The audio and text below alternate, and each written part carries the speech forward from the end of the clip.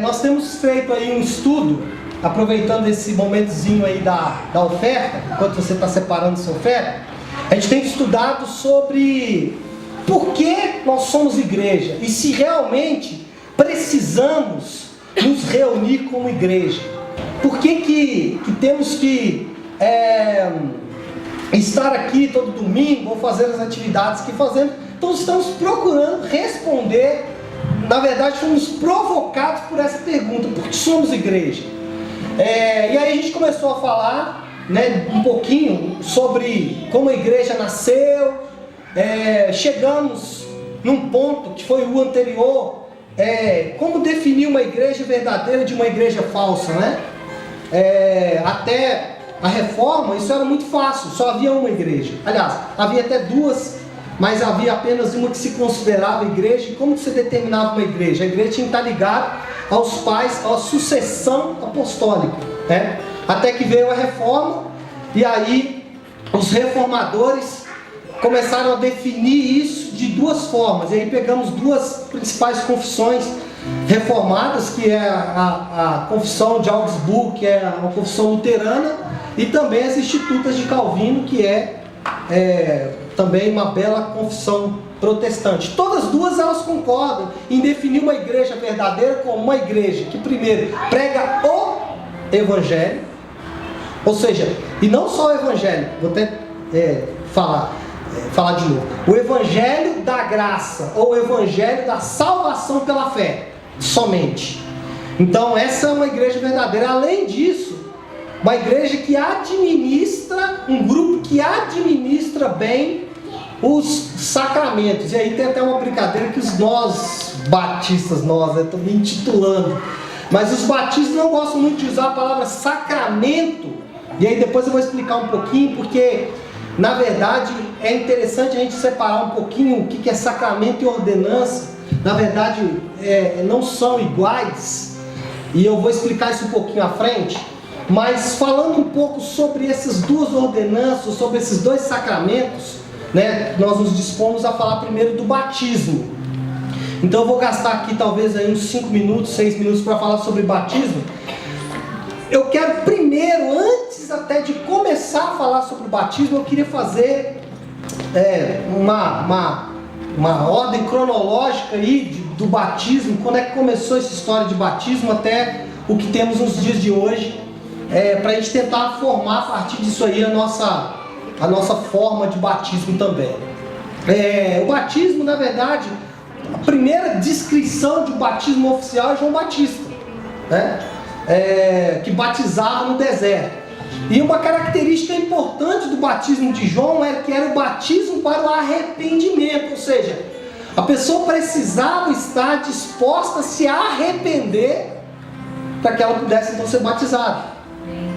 Depois disso, a gente vê essa prática, ela dá sequência na chamada Igreja de Atos, ou na Igreja dos Apóstolos, né?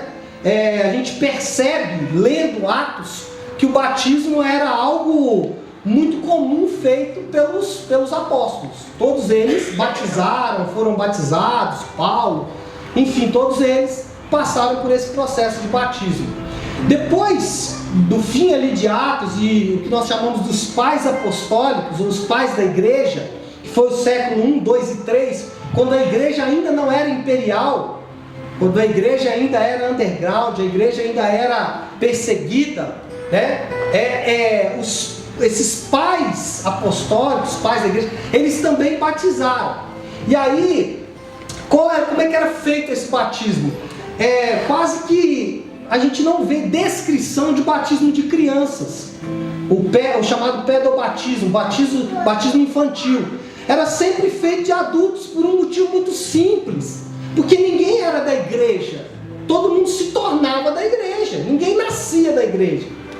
E muita gente, às vezes, morria muito antes dos filhos nascerem ou ficarem grandes, enfim. Então não se tinha muito essa prática de batizar crianças, porque ninguém era da igreja, né? Até que a igreja se torna então imperial, na época de Constantino. Constantino se converte e a igreja começa a fazer parte do império. Aí o que aconteceu? Todo mundo que nascia no império nascia na igreja. E aí teve um outro problema. Por quê? Quando os teólogos da época começaram a estudar sobre a soteriologia, eles chegaram num lugar chamado regeneração. E aí a pergunta é: todos que são salvos precisam ser regenerados. Então, se uma criança morre e ela não foi regenerada, ela vai para onde? Então, qual foi a saída? Bom, eu batizo, ou na verdade, não foi a saída. Teologicamente se entendeu o quê? Que o batismo, preste atenção, isso é importantíssimo.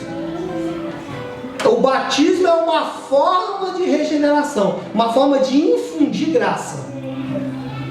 É uma forma de começar a regeneração. Então você pode batizar uma criança, porque a regeneração já começa ali. Já começa ali. E aí o pai, que ele batizava na certeza de que aquela criança agora foi regenerada e está pronta para o céu. Só para falar um pouquinho, voltar nos pais da igreja. Os pais da igreja, o batismo para eles era tão importante que o camarada ele tinha na cabeça o seguinte: depois que eu me batizar, eu não posso pecar mais. Na verdade, havia inclusive uma lei entre eles, entre a igreja, antes do império, que era o seguinte: você tem direito a um pecado. Então, depois que você se batizou, você só tem direito a um pecado. Se pecar de novo, não adianta fazer penitência, não adianta fazer nada, vai para o inferno. Havia um rigor muito grande. Pode ficar tranquilo, Ju, fica em paz. Eles estão atrapalhando nosso culto, não. Nós estamos atrapalhando o culto deles, viu? Fica em paz. Mas enfim, eles tinham tanto apreço pelo batismo que muitos pais da igreja, eles deixavam para se batizar no final da vida por temor de se batizar, pecar e aí depois ser reprovado. O negócio era feio. Mas enfim, quando a igreja entra para o império, surge então essa teologia de que a regeneração, o batismo é parte da regeneração, infunde graça, coloca graça dentro da pessoa, até a reforma. Por que eu digo até a reforma? Porque na reforma houve um primeiro rompimento. Os calvinistas e os luteranos, eles romperam com a igreja, mas a questão do batismo ela continuou. Tanto é que hoje existem igrejas que são chamadas protestantes, como os presbiterianos, por exemplo, e os luteranos, que eles batizam crianças, porque eles acreditam que o batismo é parte da regeneração. Só que aí um movimento europeu começou a estudar as escrituras, chamados anabatistas. Quem são os anabatistas? O nome foi dado não por eles mesmos, os próprios calvinistas deram esse nome para eles. Anabatista é tão somente aqueles que rebatizam. Por quê? Porque esses caras, lendo a Bíblia, chegaram à conclusão seguinte: não, o batismo não pode ser feito por uma pessoa que não entende o que está fazendo. A pessoa precisa ter uma experiência para ela ser batizada. Eu não posso pegar um bebê de colo, de 1 ano, sei lá com quantos meses, que se batiza na igreja presbiteriana, na igreja católica, mas eu não posso pegar uma criança que não tem entendimento nenhum, sem experiência nenhuma com Deus, e batizá-lo e achar que isso aqui, de eu jogar água nele, salvou ele. Os anabatistas começaram a questionar isso e foram perseguidos. Foram perseguidos pelos próprios protestantes, pelos próprios presbiterianos. E aí, um ou 2 séculos depois, o movimento anabatista continuou, enfim, não vou entrar nos detalhes, mas teve um movimento que começou na igreja luterana, com os pietistas, que eles começaram eu até brinquei, nosso culto hoje estava parecendo meio pietista, assim, experimental, assim, queremos experimentar um pouquinho da glória. Foi isso que os pietistas fizeram. Eles falaram: não, a experiência de salvação é importante, mas ela não pode ser só letra fria, ela precisa ter vida, ela precisa ter, sabe, eu preciso sentir o cheiro, o gosto da salvação. E aí, por causa desse movimento, os pietistas começaram a trabalhar muito essa questão de você ter uma experiência de conversão. E aí nós temos na Europa dois movimentos. O movimento pietista, que era um movimento que queria experimentar, e um movimento reformado, que falava o seguinte: independente da experiência, eu tenho a palavra. Os dois são bons, não precisavam brigar entre si.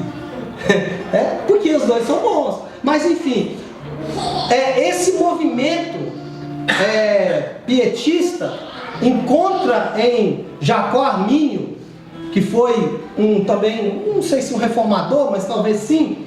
Ele questionou algumas doutrinas, inclusive a doutrina do batismo. Por quê? Porque para os reformadores, o que vale é o entendimento que você tem da palavra. Para os pietistas, os anabatistas, e também vou incluir aqui já os metodistas, a conversão era mais importante. Então, para você entende a palavra, mas precisa haver conversão. E qual era o sinal dessa conversão? O batismo. Até que nós, vou andar rápido aqui por causa do nosso tempo, até que nós chegamos aí, ao século 19 e 20, com o movimento pentecostal, e agora com o movimento neopentecostal, onde se desvalorizou um pouco o batismo, perdeu-se o foco. Batiza-se qualquer pessoa. A pessoa está passando na porta ali, vem cá, vou batizar você. Então perdeu um pouco o valor do batismo.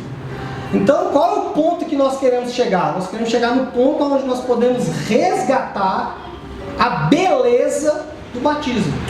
Nós queremos resgatar a experiência do batismo. Por isso que talvez você foi batizado quando criança. Quem foi batizado aqui quando criança na igreja católica? A grande maioria foi batizado quando criança. Você não se lembra dessa experiência. Eu lembro que minha mãe mostrou minhas fotos. Mas a experiência que eu tive no meu batismo adulto, no meu rebatismo, eu lembro cada segundo. Porque para mim aquela entrada na água e aquele levantar literalmente significou sepultar e um ressuscitar. Então eu me lembro daquilo. Muito mais do que jogar uma aguinha na sua testa. E que isso não tem importância. A pastora Flávia já batizou pessoas num quarto de hospital.